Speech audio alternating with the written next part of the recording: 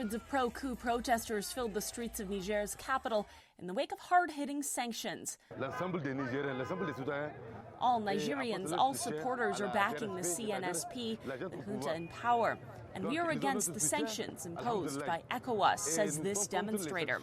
The Economic Community of West African States, along with Niger's former colonial power France, have imposed sweeping sanctions in an effort to pressure the junta to reinstate ousted President Mohamed Bazoum, that have in turn shot up food prices. With this, Niamey residents saying a bag of rice has gone up by a third, what works out to be more than 30 Canadian dollars, since last week's military takeover by the so-called National Council for the Safeguarding of the Country.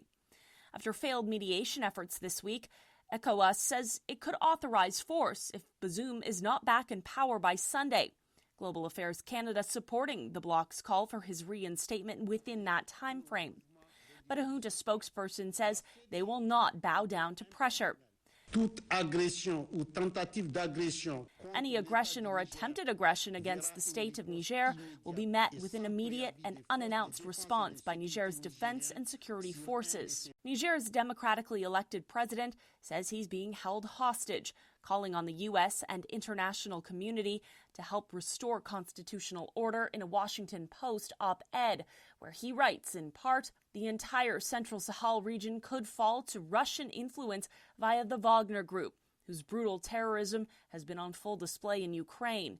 Boko Haram and other terrorist movements will surely take advantage of Niger's instability.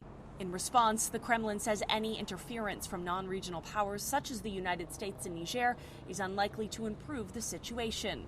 The White House has said it has no indication Russia was behind the rebellion. However, the head of the Wagner Group welcomed the coup last week and said his forces stationed in neighboring Mali were available to restore order. Michelle Mackey, City News.